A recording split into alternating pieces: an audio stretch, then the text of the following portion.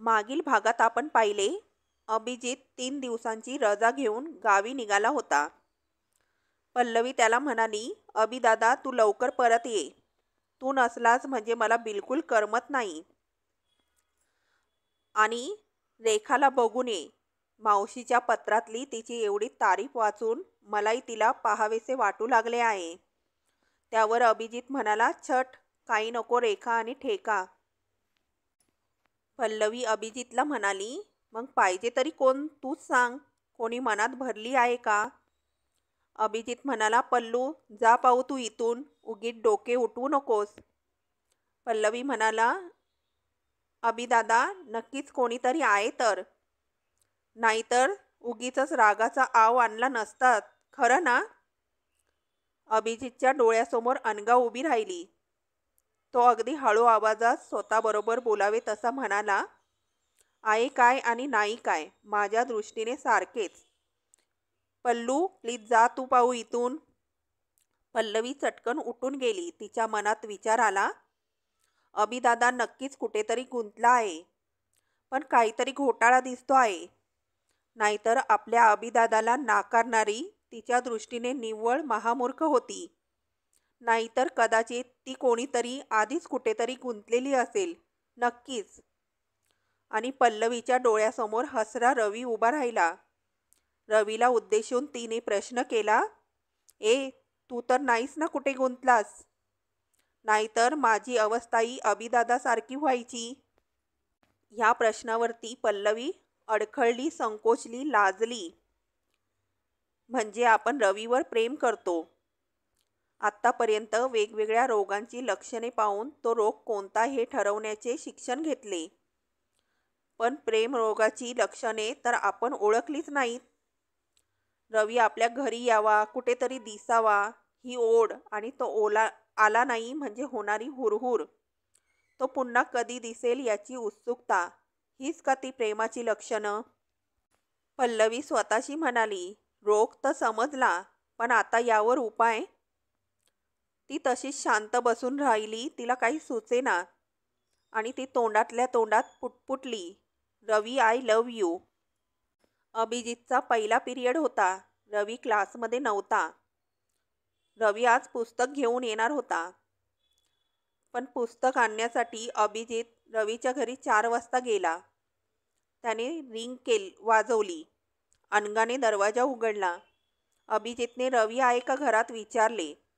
अनघाने सांगितलं, तो पिक्चरला गेला आहे, 6-6:30ला येईल. मग रविदाला काय काम असेल तर सांगा. अभिजित म्हणाला, मला तो एक पुस्तक देणार होता. पण 6:30 वाजता खूपच उशीर होईल, कारण 5:30च्या गाडीने मी गावी निघालो आहे. तुम्ही प्लीज मला पुस्तक शोधून द्याल का? अनघाने अभिजितला आतमध्ये बसायला सांगितले आणि ती जिना चढून रवीच्या रूममध्ये गेली. तिने पुस्तक शोधले. तिला कपाटावर पुस्तके दिसली. तिने टेबल घेतला आणि पुस्तक काढले. आणि ती खाली उतरताना टेबल कलंडला आणि ती धाडकन खाली पडली. काचेच्या फ्लॉवर पॉटला धक्का लागला आणि तोही कोसळला. धडाम असा आवाज खाली बसलेल्या अभिजितला आला.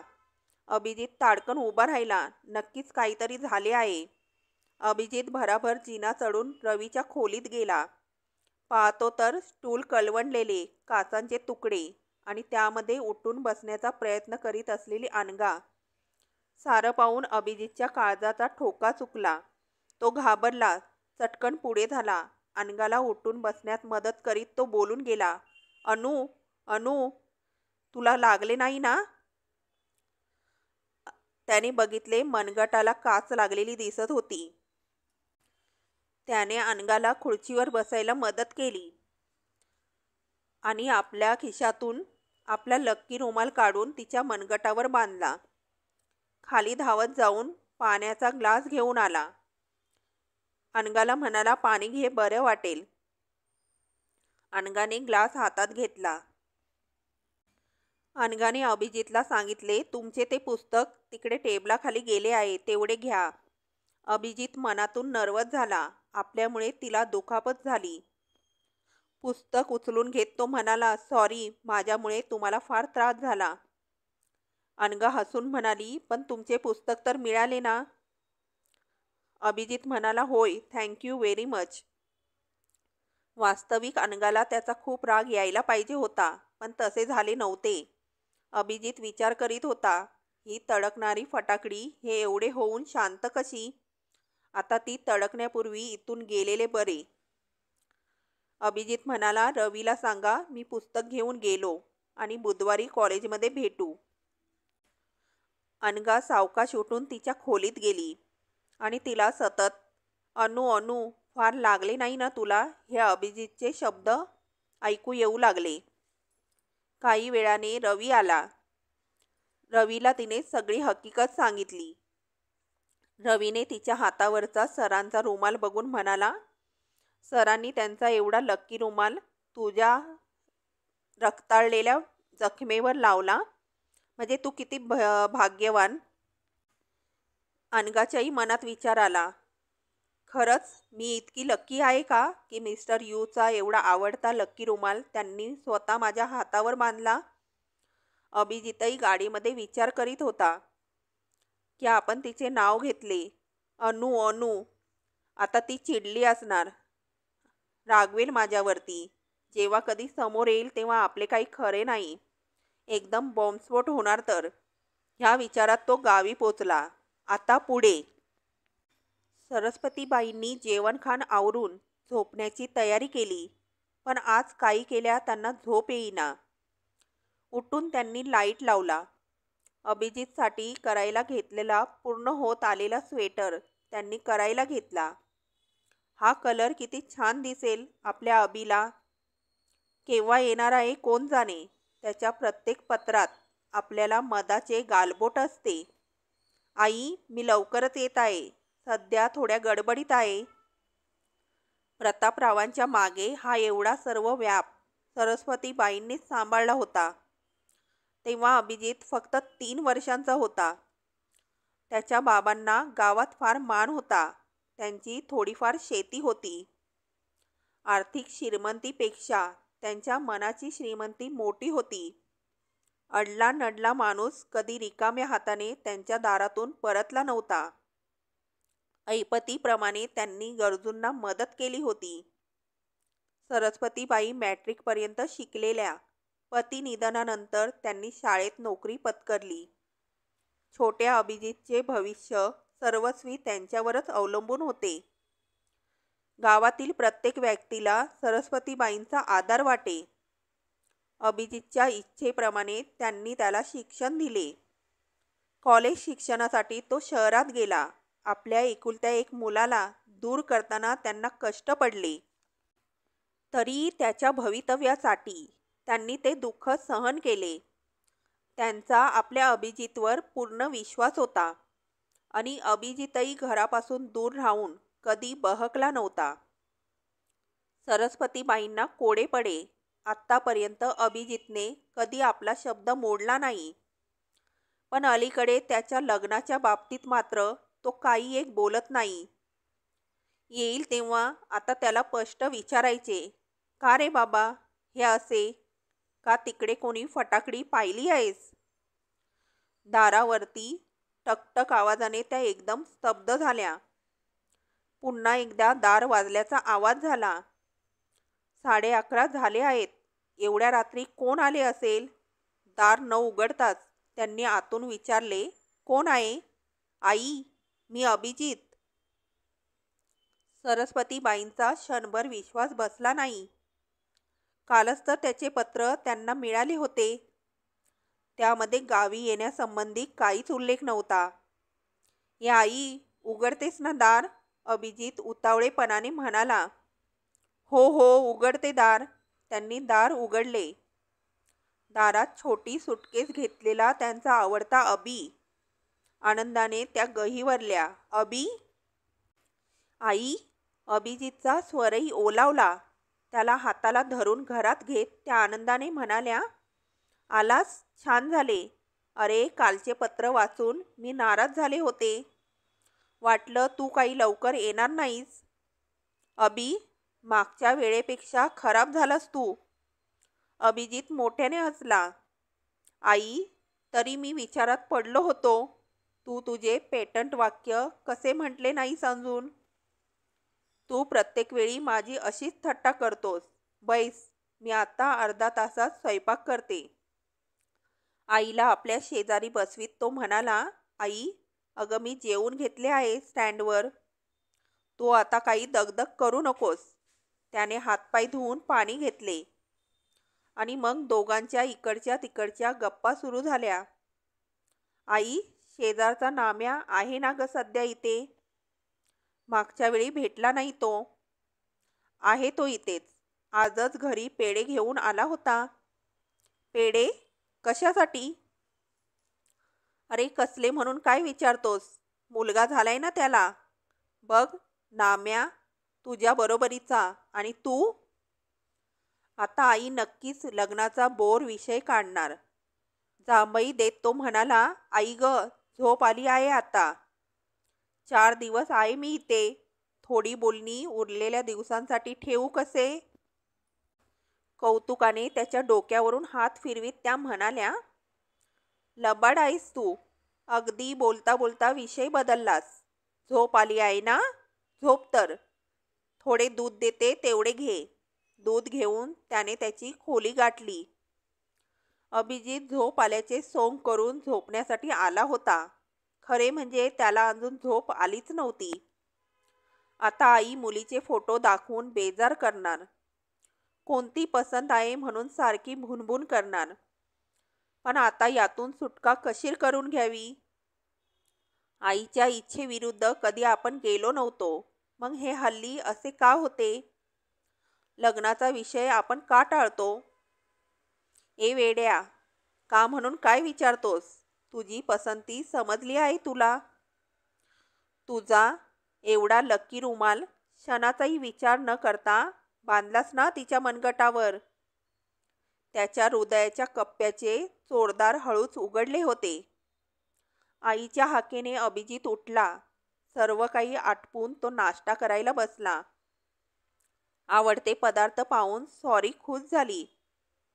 त्याची खुशी लक्षात घेऊन सरस्वतीबाई म्हणाल्या, अभि, आता इतक्या दिवस तुझे ऐकून मी थांबले. पण आता उगीच उशीर करण्यात काही अर्थ नाही. हे बघ, बऱ्याच मुली सांगून आल्या आहेत. तुला पसंत पडेल ते जमवू. त्यांनी कपाटातील फोटो काढले. आई, आता काही फोटो वगैरे दाखवू नकोस. नाम्याला भेटायला जाणार आहे मी. दुपारी निवांत दाखव. अरे, पण नाम्याला तू केव्हाही भेटशील. 5-10 मिनिटे उशीर झाला म्हणून काही बिघडणार नाही. तसे नाही ग. नाम्याला भेटून त्याचे अभिनंदन करतो. फोटोचे काय? दुपारी पाहिले तरी आता आहेत तसेच राहणार. त्यात काही बदल होणार नाही. अभिजित घराबाहेर पडला. नामदेव त्याचा बालमित्र. दोघेही एकत्र शाळेत जात, एकत्र खेळत. मॅट्रिक नंतर अभिजित शिक्षणासाठी शहरात गेला आणि नामदेवने आपल्या शिक्षणाची गाडी तिथेच थांबवली.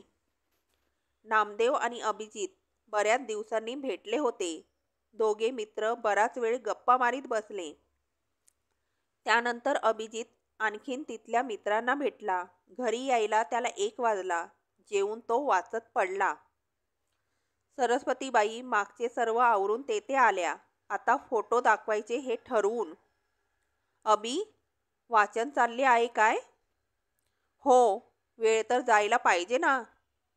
आई, तो स्वेटरसुद्धा माझ्यासाठी करीत असणार तू. अरे, तुझ्याशिवाय आहे कोण मला? बघ बरं, कलर कसा वाटतोय? एकदम टॉप. आई, अगं सध्या चांगले 4 स्वेटर माझ्याकडे आहेत. तू आपली प्रत्येक वर्षी एक एक करतेच आहेस. अरे, पण प्रत्येक वेळी कलर आणि विण वेगळी असते. आई, अगं कॉलेजमध्ये एकदा एका मुलीने विचारले, सर तुमचे स्वेटर किती छान आहेत, कोणी केलेत? मी अगदी कॉलर ताट करून म्हणालो, माझ्या आईने. त्याचा तो अभिनय पाहून सरस्वतीबाई हसू लागल्या. अरे हो, मुलीवरून आठवण झाली. सकाळी फोटो नाही पाहिलेस, आता आणते. अभिजित काही बोलला नाही. आईचे मन कशाला उगीच दुखवायचे. दाखवते आहे तर पाहू. पाकिटातून एक फोटो काढून त्यांनी त्याच्या हातावर ठेवला. वा सुंदर, तो म्हणाला. सरस्वतीबाईंना फार आनंद झाला. त्यांना पसंत असलेल्या रेखाचा होता तो. आता दुसरे फोटो आहेत तर दाखवून टाकावेत. त्यांनी दुसरा फोटो त्याच्याकडे दिला. अतिसुंदर.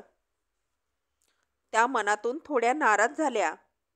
लताचा तो फोटो बरा होता, पण रेखापुढे निश्चित ती फिकी आहे. पण अभिला ती रेखापेक्षा सुंदर वाटली. विचित्रच. त्यांनी तिसरा फोटो दिला. ब्युटिफुल. त्यांनी चौथा फोटो त्याच्यापुढे केला. लाजवाब. आता मात्र सरस्वतीबाईंच्या लक्षात आले. त्यांनी राहिलेले सर्व फोटो पटापट त्याला दाखवले. प्रत्येक फोटो आपल्याला आवडल्याचे अभिजितने आवर्जून सांगितले. त्याला वाटले आता आई वैतागणार. कोणता फोटो जास्त आवडला हे सांग म्हणणार आणि मग आपल्याला टोलवाटोलव करायला वेळ मिळणार. पण प्रत्यक्षात घडले वेगळेच. सरस्वतीबाईंनी सावकाश सर्व फोटो व्यवस्थित पाकिटात घातले आणि शांतपणे त्या म्हणाल्या, ठीक आहे, फोटो तर एकापेक्षा एक आवडलेले दिसतात तुला. तेव्हा आता या 3 दिवसात 8ही मुली पाहून घेऊ. उद्याच आपण निघूयात. थोडी घाईगडबड होईल, पण त्याला आता इलाज नाही. प्रत्यक्षात कोणती तुला पसंत पडते ते पाहू. आई, अगं त्या सर्व मुली बघायला जायचे? होय, दुसरा पर्यायच नाही. तुझा फक्त एक पगार जाईल भाडे खर्चाला. आई, तू रागवणार नसलीस तर एक सांगू? हं, सांग. आई, प्लीज नाराज होऊ नकोस. एकच एवढे वर्ष. त्यानंतर अगदी तू म्हणशील त्या मुलीबरोबर लग्न करायची तयारी आहे माझी. पाहिजे तर वचन देतो. त्याने हे सर्व अशा काही आर्जवी स्वरात म्हटले की सरस्वतीबाईंना काही म्हणता येईना. ठीक आहे, होऊ दे तुझ्या मनासारखे. अभिजितने सुटकेचा निश्वास सोडला. त्यानंतरचे 2 दिवस भुरकन निघून गेले. पल्लूसाठी सरस्वतीबाईंनी तिच्या आवडीचे बेसनाचे लाडू करून दिले. अभिजितचा स्वेटर तर खूप छान झाला होता. अभिजित घरातून निघेपर्यंत त्या त्याला सूचना देत होत्या. अभि, वेळेवर घरी येत जा. व्यवस्थित जेवत जा. रात्री झोपताना दूध घेतोस ना? पल्लूच्या पत्रात होते. तू स्कूटर जोरात चालवतोस. तसे काही करू नकोस. कॉलेजमध्ये उगीच कोणाचा वाकडेपणा घेऊ नकोस. आजकाल नाही नाही ते ऐकायला मिळते. मुलांनी सरांना मारले. अभिजित हसून म्हणाला, आई, अगं तू एकदा येऊन बघ. तुझा मुलगा कसा सर्वांना आवडला आहे तो. विद्यार्थी किती मान देतात मला. अभिवादन केल्याशिवाय पुढे जात नाहीत. आणि विद्यार्थिनी? त्यांनी हसून विचारले. अभिजित काहीच बोलला नाही. आले लक्षात. मला तरी वाटते विद्यार्थ्यांपेक्षा विद्यार्थिनीचाच तू जास्त आवडता असणार. अभि, त्यामधील तर नाही ना एखादी मनात भरली? तसे असेल तरी सांग हं. तुझ्या इच्छेविरुद्ध नाही जाणार मी. आई, काहीतरीच काय बोलतेस? तसे काही नाही. आणि लक्षात असू दे, तू पसंत केलेली सून तुला करायची आहे. तेव्हा उगीच मनात काही आणू नकोस. सरस्वतीबाई समाधानाने हसल्या. अभिजितने त्यांना वाकून नमस्कार केला आणि त्यांचा निरोप घेतला.